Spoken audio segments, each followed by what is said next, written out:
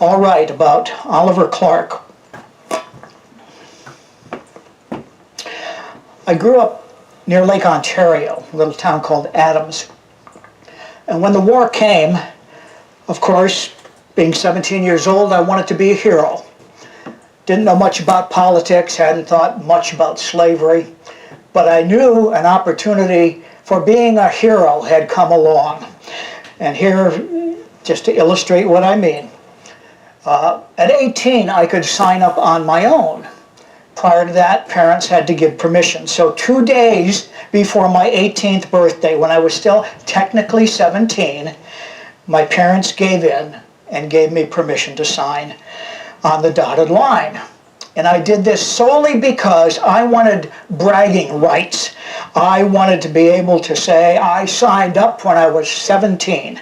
That is how deep my insight went at the time. Joined the 94th New York. We were mustered in March of 1862. And before we even left New York State, we suffered our first casualties. I'm going to mention this because boys like this have been forgotten. We were on a train in the Hudson Valley near Tivoli, New York, crossing a trestle over a creek that fed into the Hudson River, and the trestle gave way. 5 of the cars plunged into the ravine, and 5 of the boys were killed. And they were boys. They were not men yet. Now, we are setting up memorials to war heroes. And on some of those memorials, we even list the names of those killed in action. But we don't list the names of those who died in accidents or died of disease, and there were many more of them than who died with the rebel yell ringing in their ears. And yet we don't think of them when we celebrate Memorial Day. We should. That's how I want to begin. We reached Virginia, and I have to say that my career as a Union soldier was typical for the first year. I was in hospital sick for a while. I was slightly wounded once and was in the hospital for a while. I was in our first big fight at Thoroughfare Gap in Virginia. We were supposed to be 800 of us in the 94th New York.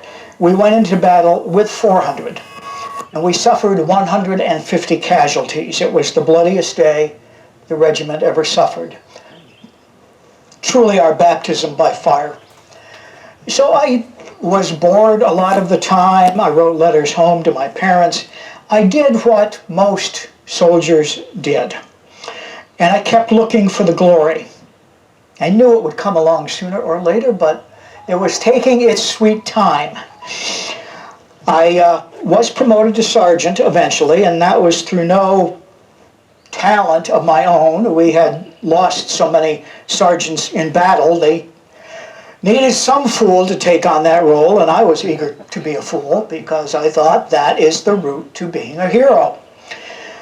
I made it home for Christmas, 1862, but I was back in the South by the spring of 1863. And then it was summer, and I wasn't sick, and I wasn't recuperating from a slight wound. I was with the regiment at a little town called Gettysburg. It was July 1st, the first day of what would be a 3-day battle, as you know. The 94th was west of the town. We pushed the rebels back initially, and then they pushed us back. And then we pushed them back, and then they pushed us back. And nobody was getting anywhere until our line broke. And we were running for our lives. Once again, we went into battle under strength. There were only 400 of us. At the end of that day, when those who had the responsibility to total up casualties looked for the 94th New York, they could only find 200 of us. 200 of us had been captured that first day, and I was one of them. Behind rebel lines, I was, along with some of the other boys, declared an unofficial nurse for the Union wounded who were prisoners. And I have to say, during those days with the Army of Northern Virginia, it wasn't just me, but all of us who were captive, we were treated well. We were treated with respect. And I began to, I hadn't really known what to think of Southerners. I didn't understand why they were fighting. I just knew they were on the wrong side. But at Gettysburg, I began to think, well, they're deluded, but they are not bad men. They are not evil. They are honorable. They are good soldiers like we are. And that was my first opinion of Southerners close up, and I want you to remember that. Well, the battle lasted 3 days, and then on July 4th, the Army of Northern Virginia retreated, taking the Yankee wounded with them. And we slowed them up. I mean, it was pouring rain. The Army in retreat was traveling at a snail's pace anyway, but the Yankee wounded made it even slower. So one day, someone in higher authority decided to leave the Yankee wounded by the side of the road. And they left the unofficial nurses with them. So, I was a prisoner of war the first time for 4 days. And I was none the worse for wear. As I said, I came to think of the rebels as decent men, misguided, but decent. A year later, 1864, first week in June, 94th New York is a place called Cold Harbor in Virginia. And if you read General Grant's memoirs, he says that his decision to authorize that last charge at Cold Harbor was his greatest blunder of the war. I was in that last charge. I can tell you, you don't see much in battle smoke. You see light flashing, which you know is muskets and rifles firing at you, but you don't see very far ahead. It's like being in a fog. When the fog suddenly lifted, I saw that I was within a few yards of the rebel lines, a few yards. And there were at least 40 Confederate soldiers with their rifles pointed at me. I could keep going and die a hero. I could retreat and be shot in the back. But there was a third option. It wasn't heroic, but maybe it would keep me alive. I threw down my weapon and I raised my arms, and they took me prisoner, dragged me behind the lines. It took a couple of days, but eventually they had enough Union prisoners to put us on a train and head us further south for a prison camp. Now I have to say, if you read the history books about that last charge at Cold Harbor, I don't know if this is accurate, but this is what the historians say. They say that within the space of 1 hour, the Union lost 7,000 men, killed, wounded, captured, and missing. I can see why the general called it his worst blunder of the war. Well, we're heading south. We are told that we are heading for a prison in Georgia. And I don't know about you, but what little I knew of Georgia, I pictured estates, beautiful plantations, Spanish moss hanging from the trees. Now, I didn't think we were going to be placed in a palace, but I was sure that it would at least be a hovel of some sort. Train stopped in a little town called Andersonville in Georgia, and we walked the rest of the way to the prison. We got up to the gate, and the gate opened, and I'm looking over the heads of my fellow captives. There were already some Yankee prisoners in there. And I could see them, they were looking back at us. And I looked over their heads and I saw no barracks. And I saw no tents. I saw no shelter of any kind in this great compound. And the guard at my shoulder, as he was pushing me forward, said, "Do the best you can." I wasn't sure what he meant, but I was to find out very quickly. The rebels had absolutely no shelter prepared for the Yankee wounded. It was a great pen, such as cattle might be driven into, or horses. This is Georgia. It is summer.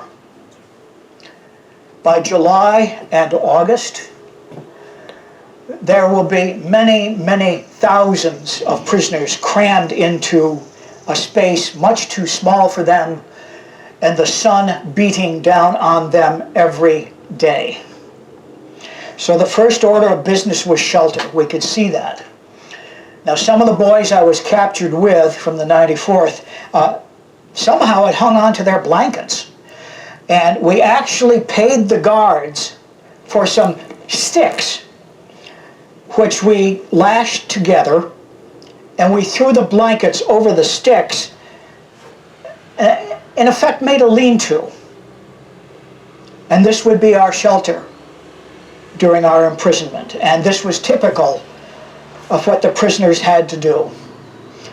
Now, my friends from the 94th New York, there were about a dozen of us, and this little shelter, we all couldn't fit in there at the same time. The most that could happen during the heat of the day is that we could lie there with our heads in the shade and the rest of our bodies exposed to the sun.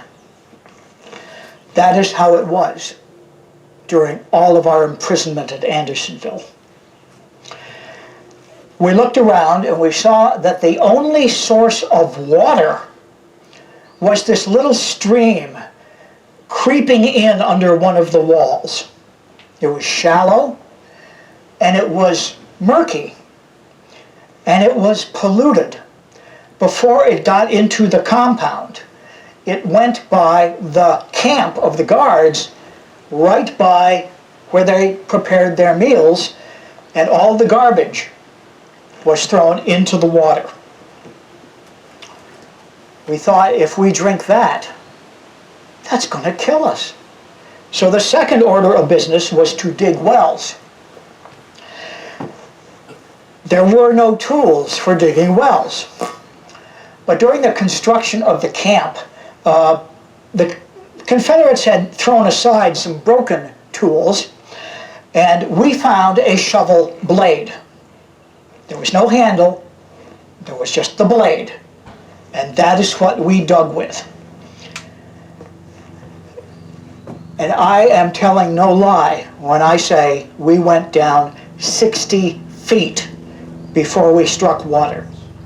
But we did, fresh water. And then the question was, how do we bring the water up? There are no pails. Well, some of the boys had smuggled in jackknives. And give any Yankee a jackknife and enough wood, and he could build a whole house for you. That's how good we are.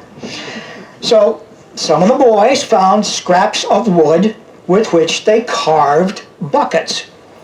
That was one way. Then the question was, how do we lower the buckets and bring them up with the water? There's no rope. And there was no rope lying around from the construction of the prison.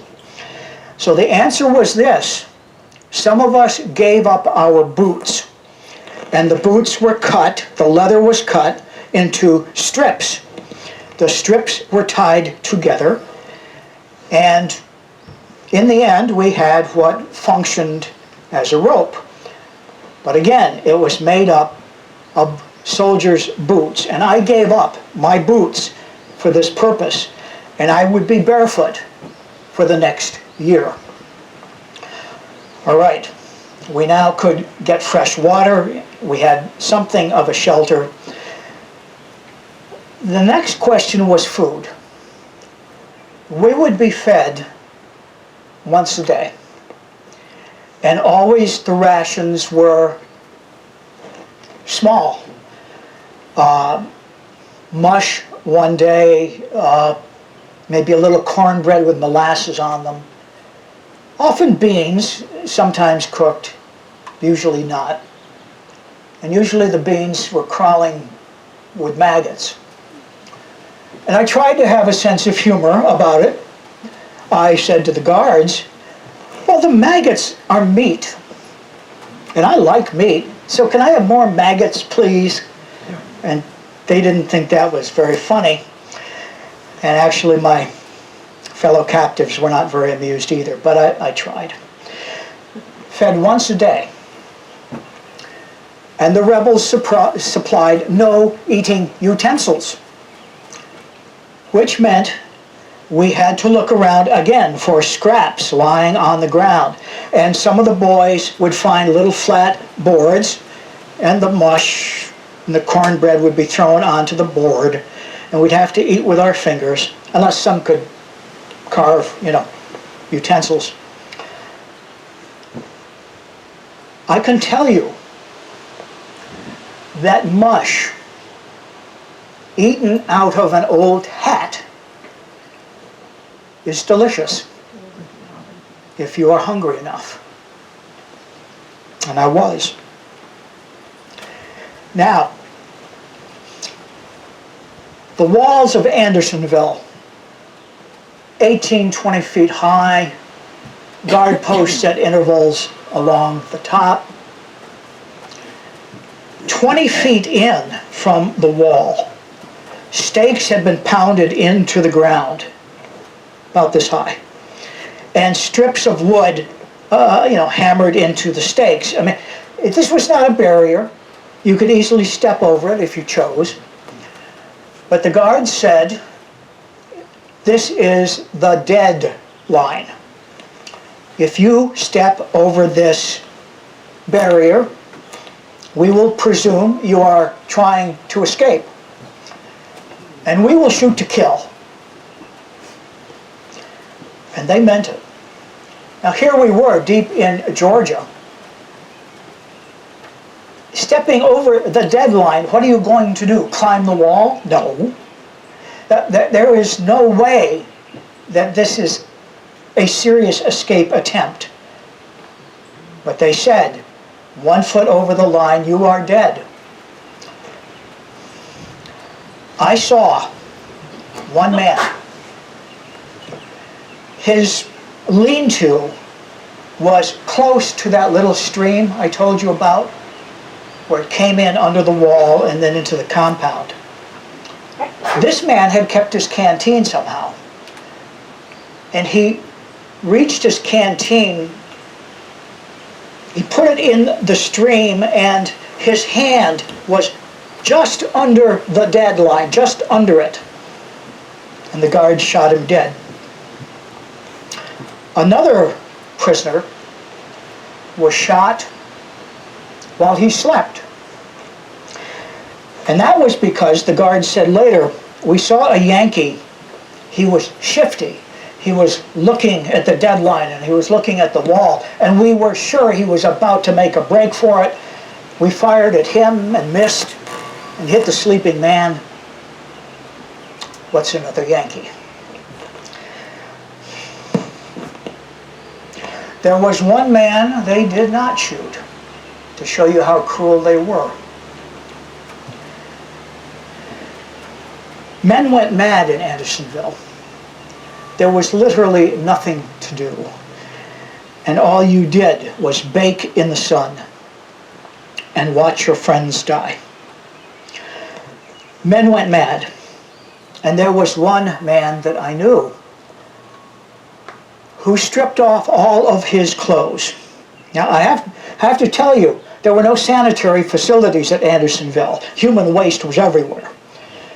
And this poor, mad soldier stark naked, would roll in the human waste, screaming. And then he would get up and he would walk to that polluted stream and he would roll around in the water, still screaming. And this went on all day, back and forth, until finally, for a moment, he was sane and he knew what was happening. And he looked at the deadline and he stepped over it and he looked up at the guards and he said, "For God's sake, kill me."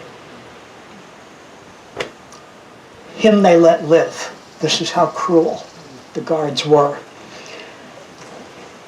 He would die of starvation, the madman. Well, the death toll during the summer, July and August, was 100 a day, and the dead would be laid out by the south gate. And I was really struck by the different expressions on the faces. Now you have to understand, we were given no new clothing of any sort by the rebels, so every cadaver was in rags. And I would look at the faces, and some of them were, when they died, these men were in utter horror that this was happening to them. And that expression was eternally on their face, just absolute horror. And there were some who looked like they were sleeping, very peaceful. It was as if they welcomed death. What would happen in the morning is the guards would ask for volunteers among the prisoners to cart the dead to what was called the dead house outside the prison, where the rags of the cadavers would be checked one more time for valuables. And then the dead would be taken to the burial trenches outside the prison. And some of us just longed to see something different from the inside of the prison, that we volunteered to do this. And,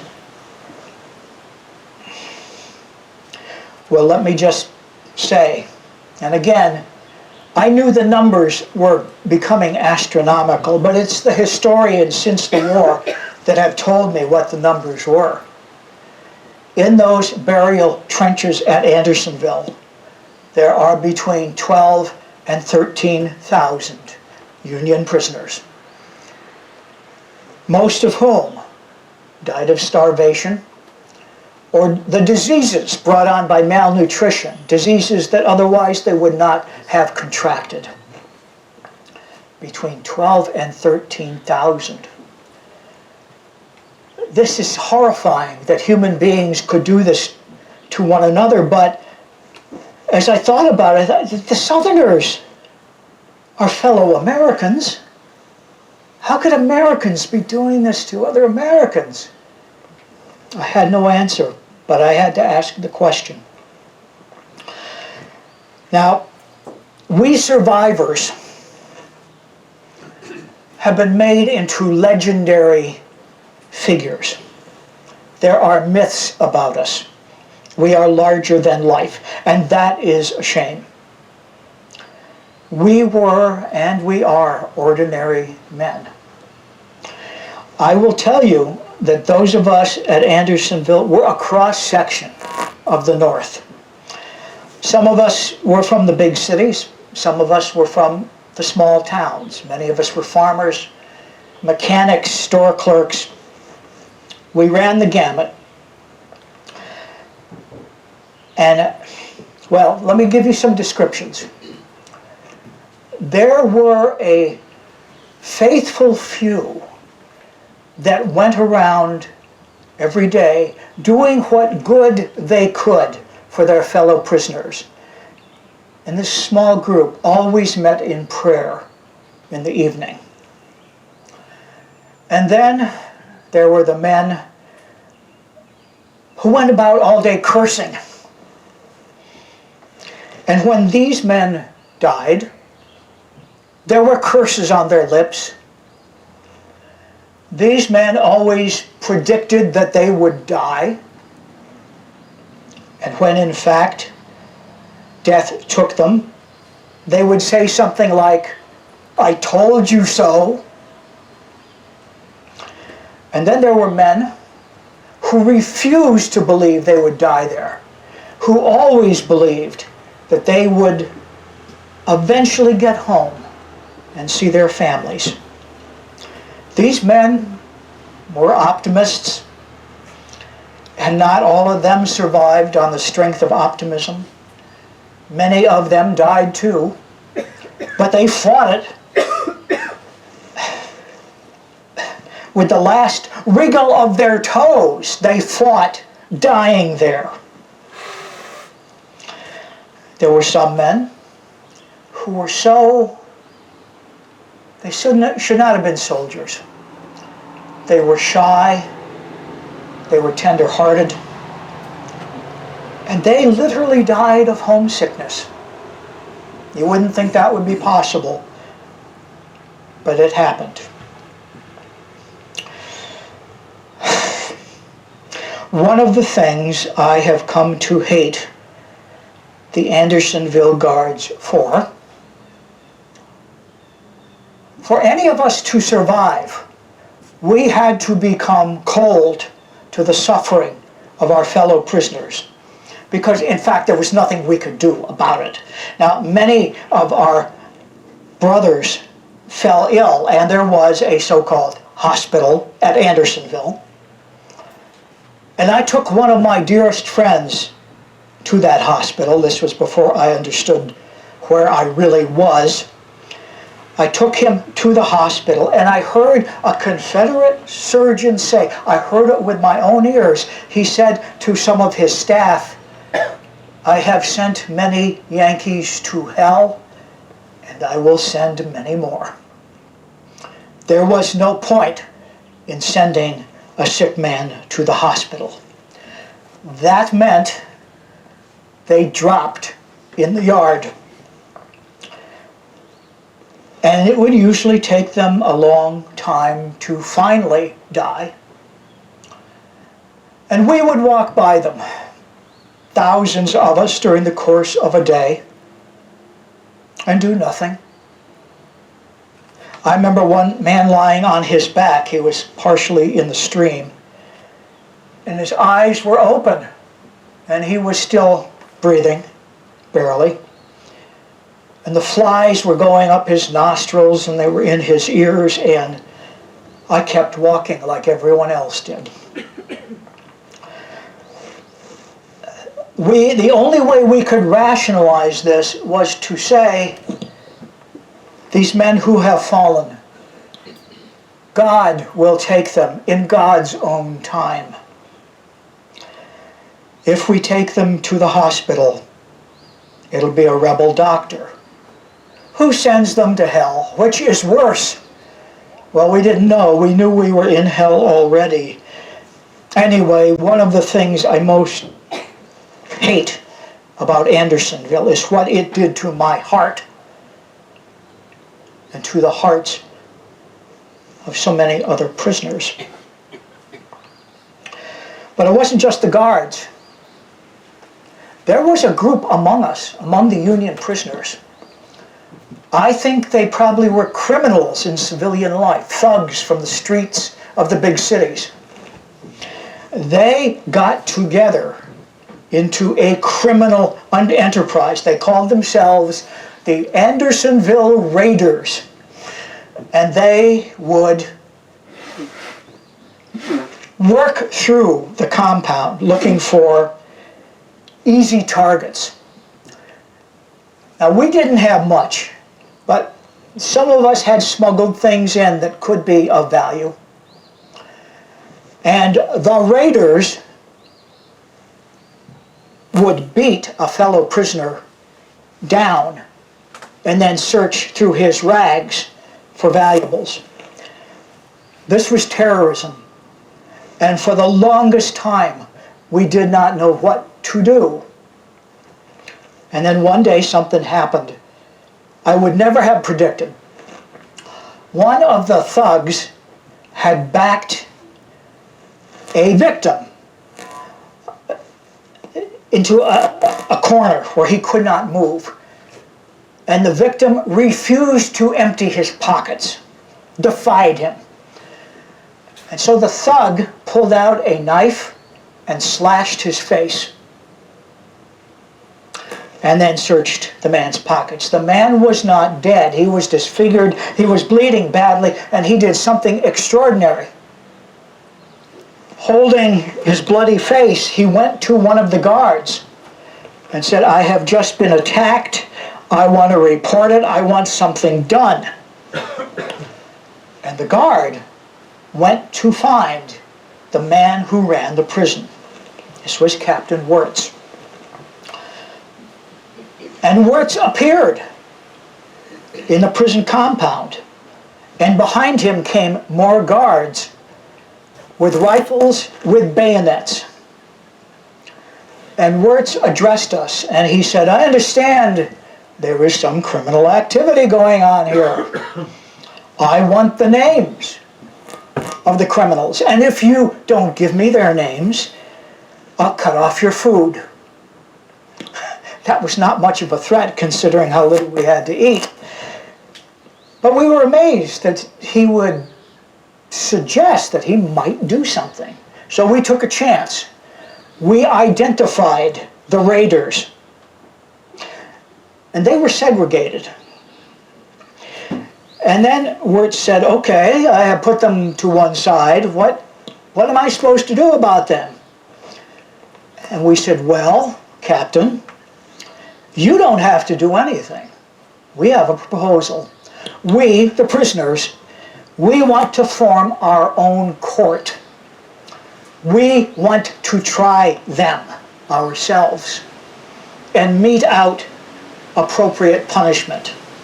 Will you let us do that?"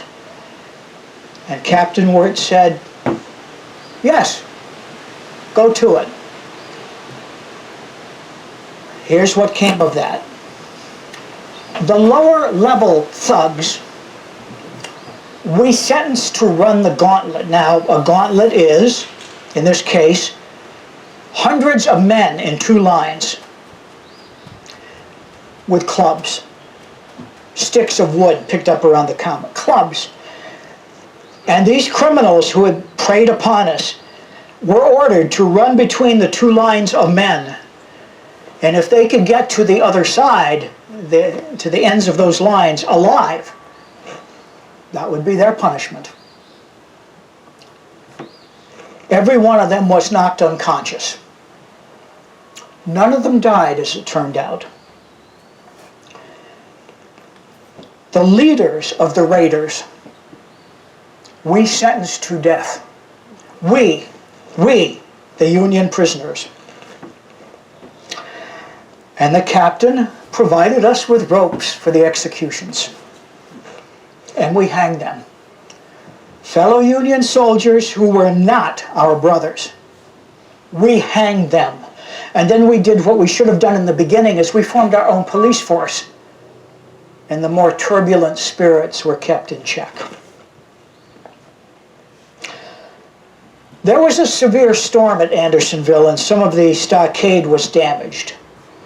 And on this particular day, a work crew came in to fix the damage, and the work crew was made up of slaves.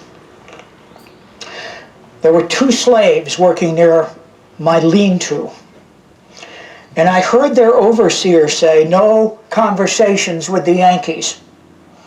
You even look at them, and I will beat you whip you within an inch of your life." So these two slaves, one a young man and one older, they are working along, doing repairs. Their backs are to me, but they keep glancing at the overseer.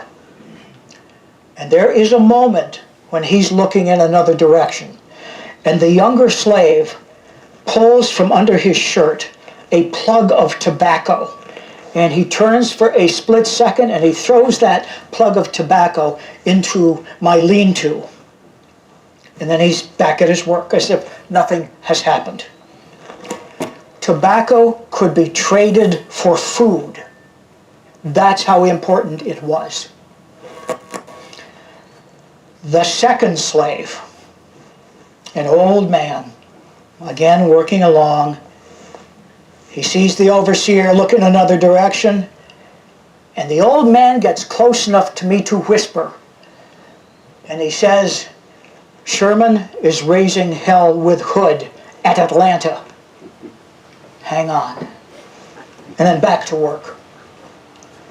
The first slave, at great risk to himself, through that plug of tobacco, in effect, gave us more food to sustain our bodies. And the second slave, telling us what was happening at Atlanta, the battles around that city, just 100 miles away, he gave us something as precious as food. He gave us hope. He gave us hope. Now, I told you I had gone off to war just wanting to be a hero. I hadn't thought much about politics or slavery. And what these two slaves risked to help us opened my eyes, woke me up to the racial questions that still haunt America. And I can tell you that under a black skin, a heart can beat that is as good and as true as any heart beating underneath a white skin. That is something I learned at Andersonville. Well, something happened in Atlanta. Sherman drove the rebels out. Atlanta's only 100 miles from Andersonville. A rescue army is going to come for us. We know it. And the rebels know it. And one day, in the fall, they say, an exchange of prisoners has been worked out with General Sherman. Come on, get on the trains, we'll take you up, we'll exchange you. You're on your way home. And so we got on the trains with no argument at all. And they had lied to us. They scattered us across Georgia, in every city jail, in every county jail. In the next 2 months, I was in and out of at least 6 jails. They kept moving me around, as they did the other Andersonville prisoners. Finally, I wound up in the city jail of Savannah, Georgia. And I was there when the march to the sea ended. You remember, Sherman and his army left Atlanta and marched. They cut themselves free from their supply wagons and just on their own laid waste to much of Georgia. And the end point of the march through Georgia was Savannah. Sherman's army was coming in one end of Savannah while the rebels were pulling me out of the jail on the other end. And they shuffled me around some more, and on Christmas Day, 1864, I walked back through the gates of Andersonville, and so did most of the other Andersonville prisoners. Well, the worst of the summer was over, and in Georgia during the winter, you know, it doesn't get that cold. Water hardly ever freezes. But I tell you, if the temperature gets down to 40, and you are starving, and you are in rags, you are going to die of exposure. And many men did that winter. We begged the rebels. There was a forest right outside the prison. We begged the rebels to let us go out and cut down firewood, and they said no. And at this stage in the war, the Union prisoners coming in, the rebels didn't just search them. They stripped them. I saw new prisoners coming in who were stark naked. That is how much was taken from them. The winter, more and more men died. And then it was April 1865. And the rebels said, "We mean it this time. We're really going to let you go." We didn't know what was happening. We did not understand that Grant had just broken through the rebel lines at Petersburg, that Lee was on the run, and that the war was almost over. We didn't know that. Well, the rebels put us on trains heading south towards Jacksonville, Florida. And we went for some miles on the train, and then the train stopped, and we had to walk the rest of the way. We walked for days, and I'm not sure we really walked. Most of us hobbled, and some of us had to be carried. In any event, we reached a point where the guards said, "The Union lines at Jacksonville are 10 miles down the tracks. Get."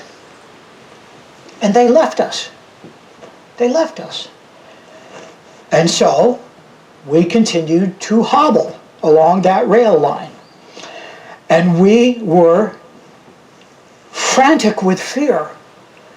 We had been told we were freed prisoners, but we thought, we're going to run into a rebel cavalry patrol who won't believe us. They will think we are escaped prisoners, and they will shoot us down. Those last 10 miles were a nightmare. And like I say, most of us could barely walk. Nobody ran, that is for sure. And I am limping along, and I look up and I see a man in a beautiful blue uniform. And he looks well fed. And I realize I have reached the Union lines. And I did what almost every other Andersonville survivor did. I sat down right there in the dirt, and I wept. I wept for joy. I was out of that hellhole. They were not going to get me. And I wept for all my friends who were lying in those burial trenches.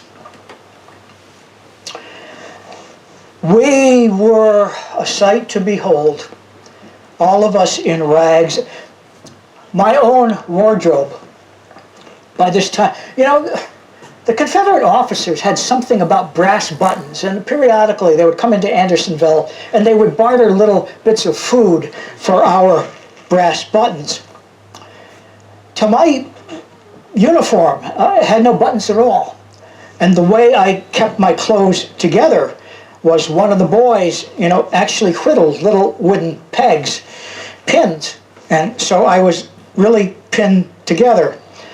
I can't describe how much weight I had lost. I can tell you I had not bathed decently in months and months and months. My kepi didn't have a top anymore. I just had the visor. My hair was sticking straight up like a porcupine's quills. And I was one of the ones who was better off. Well, I was sent to hospital. It took me a while to recover. I never rejoined my regiment. I was sent to New York City and discharged late spring 1865, early summer. And I got home to Adams, and you've heard these stories, where a soldier comes home from the war and his mother doesn't recognize him. He's changed so much. In my case, it was literally true. I came to the door and my mother did not know who it was. Well, I thought I would pick up where I had left off. I had been an apprentice carpenter before the war. Foolish me. I was to learn very quickly that I couldn't be a carpenter, because a carpenter must have the strength to pick up boards and carry them. He must have the balance to climb ladders, to work on roofs. I was so debilitated from my time at Andersonville, I couldn't do those things anymore. How could I make a living now as a veteran? my mental faculties were still all right, I thought. What can I do where I can sit down all day but still use my mind? And then I had it. I learned Morse code. I became a telegrapher. And I went to work for many railroads in upstate New York. I would be at many of their little depots along the way, sending messages by Morse code, sitting down all day. Well, finally, I am in a little town. It's in Oneida County. It's now called Westdale. Had a different name back then, but it's called Westdale now. And I realized I have been by myself for the longest time. I have not known how to talk to people about what I have been through.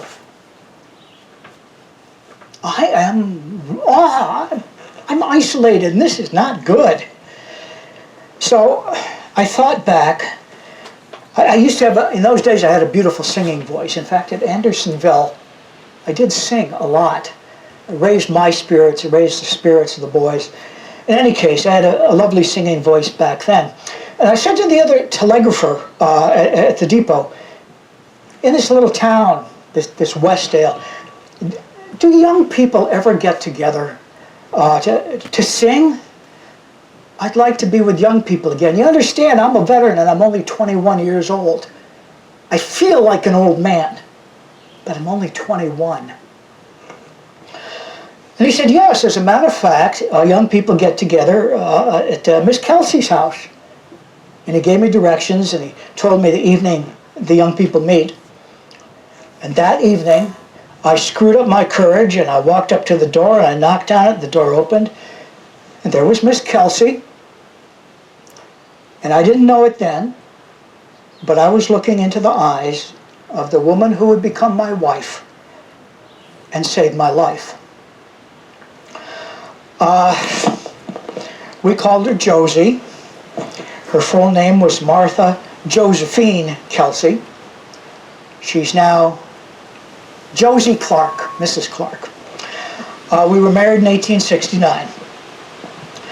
And I could tell you stories that I find endearing, but I want to explain how we wound up here at Grant Cottage. I found another job where I could use my brain and still sit all day, or most of the day.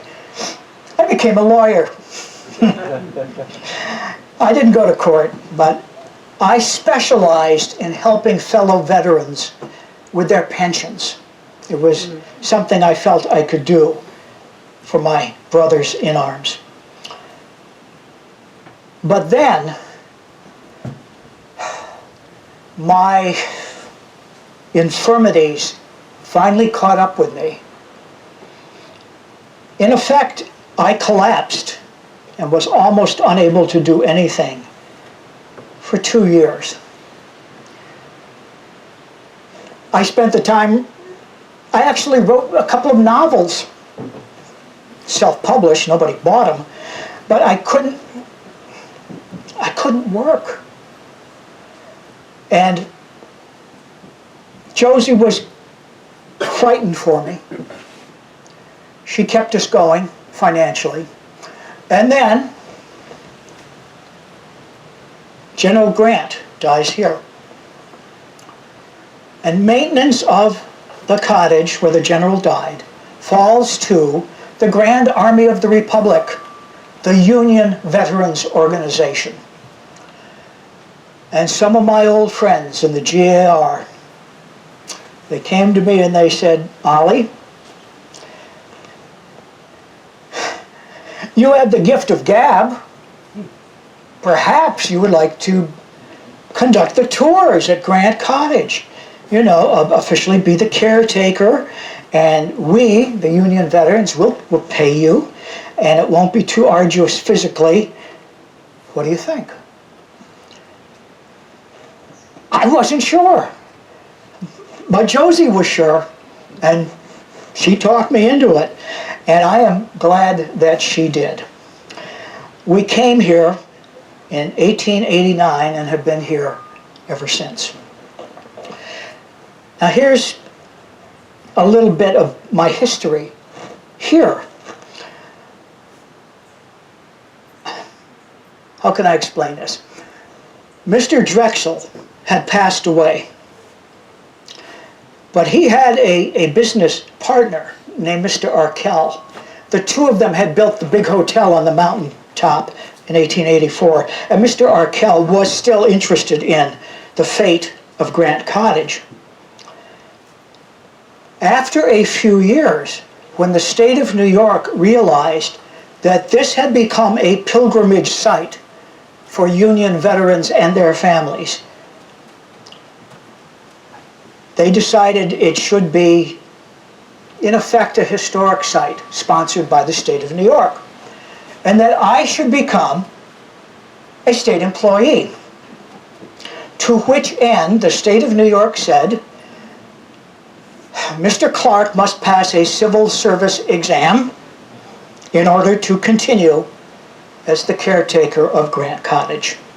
Mr. Arkell heard about this, and Mr. Arkell, I tell you, has a biting sense of humor and a lot of power. He's a very rich man.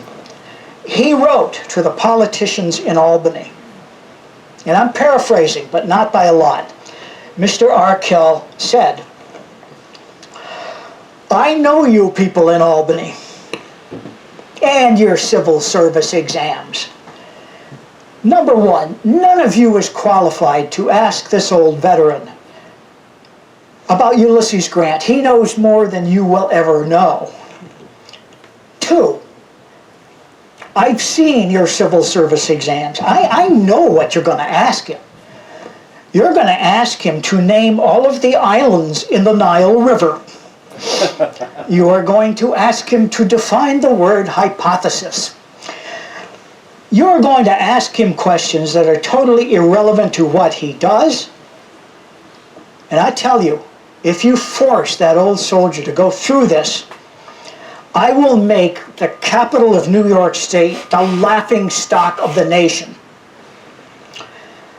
And they backed off, forcing me to take the civil service exam. And Albany still is the laughing stock in spite of that, but that is another story.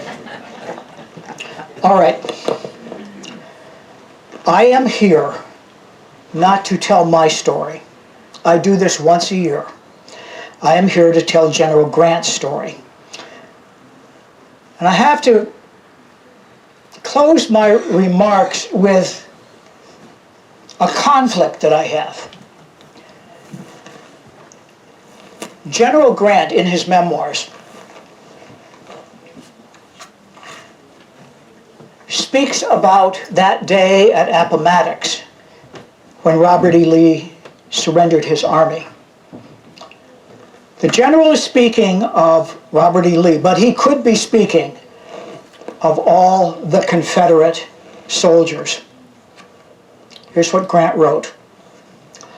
I felt like anything rather than rejoicing at the downfall of a foe who had fought so long and valiantly and had suffered so much for his cause. Though that cause was, I believe, one of the worst for which people ever fought, and one for which there was the least excuse. I do not question, however, the sincerity of the great mass of those who were opposed to us. This is how I felt after being a prisoner at Gettysburg. I did not question the sincerity of the Confederates. I recognized them as men of honor and dignity, and my views changed after Andersonville. I hated the air they breathed. The guards at Andersonville were vicious and cruel.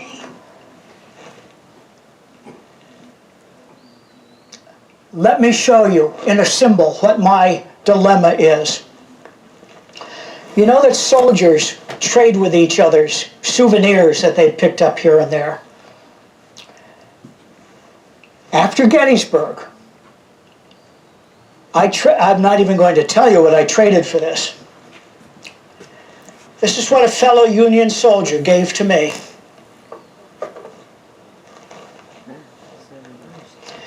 And I thought, I'll take it home. And it's the flag of an enemy, yes, but I am going to treasure this because I know those men. They were, in their own way, good and decent. They were honorable foes. And then after Andersonville, I wanted to take this and tear it to 1,000 shreds and then burn those shreds until they were ashes. What am I supposed to do with this? And then I listened to General Grant. And I thought, General Grant, from the moment Lee surrendered and throughout his presidency, his greatest dream was to end the bitterness between North and South, to make the healing real. Well, what do you do with symbols from the war? Well, after I came here to the cottage, I went to the Saratoga battlefield. It's not far. And I went to the Bennington battlefield and a museum there. There are the flags the British and the Hessians carried at the Bennington battle. And I thought, yes, that's the answer. The foe, I might hate him. I might hate him. But this is a part of our history that we can't forget. And so, like those British and Hessian battle flags from the Revolution, flags like this, at least, should be in museum display cases. And so I became one with General Grant in trying to promote healing between the North and the South. I have to admit I have bad days. There are days when that hatred still bubbles up. But for the most part, I remember Appomattox and the compassion Grant showed to the Confederates at the surrender. He never forgot that they were not foreigners coming to impose a foreign culture and language. They were fellow Americans who had made a terrible mistake, but they were fellow Americans, and we should try to embrace them and make peace real. And so my better angel speaks with the voice of Ulysses S. Grant. And when I do my tours here, I try to ask everyone on the tours, don't forget the war. Never forget the war. But forgive. Forgive. That is what will make peace lasting. And that's what I'll ask of you when you take your tour. Thank you.